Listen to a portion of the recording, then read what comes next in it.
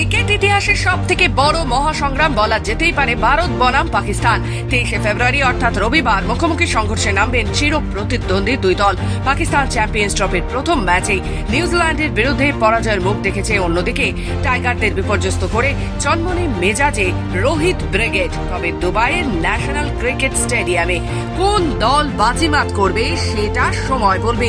তার আগে পরিসংখ্যান বলছে অনেকটাই এগিয়ে ভারত। অন্যদিকে গোটা ক্রিকেট বিশ্ব যখন তাকিয়ে ভারত পাকিস্তান ম্যাচের দিকে, ঠিক তার একদিন আগে অর্থাৎ 22শে ফেব্রুয়ারি লাহোরে গাদ্দাফি স্টেডিয়ামে অস্ট্রেলিয়া বনাম ইংল্যান্ড ম্যাচের আগে বাজলো ভারতের জাতীয় সঙ্গীত।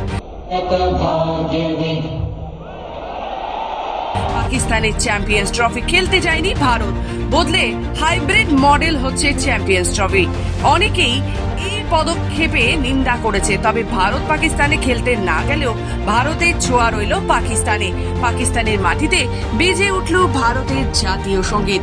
প্রসঙ্গত, একদিকে যখন গোটা ক্রিকেট বিশ্ব বাবর বনাম কোহলির সংঘর্ষ দেখার জন্য অধীর আগ্রহে রয়েছেন, ঠিক একদিন আগে লাহোরে ভারতীয় জাতীয় সঙ্গীত বাজায় পাকিস্তানের মাটিতেই পাকিস্তানের সমালোচনা। শুধু তাই না, ঝড় উঠেছে রীতিমতো পাকিস্তান ক্রিকেট বোর্ডের ওপর। আর এরই ফলে ব্যাপক সমালোচনায় উদ্যোক্তারা। পাকিস্তানের অধিকাংশ ক্রিকেট সমর্থকেরা রীতিমতো প্রশ্ন করেছেন, যারা ঠিকমতো জাতীয় সঙ্গীত বাজাতে পারে না তারা কিভাবে এত বড় একটা টুর্নামেন্ট হোস্ট করবে। অনেক পাক সমর্থক বলেন, পিসিবি যখন ভারতকে আক্রমণ করেছে পাকিস্তানের খেলতে না আসার জন্য, তারা কিভাবে ভারতের জাতীয় সঙ্গীত যত্ন সহকারে চালায়। তবে পাকিস্তানের মাটিতে এই বিরল দৃশ্য ঘটলেও ক্রিকেট প্রেমী সমর্থকদের উল্লাস রয়েছে ভারত পাকিস্তান ম্যাচ নিয়ে।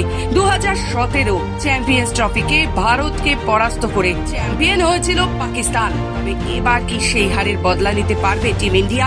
এটাই এখন সব থেকে বড় প্রশ্ন। ব্যুরো রিপোর্ট, খবর বাংলা।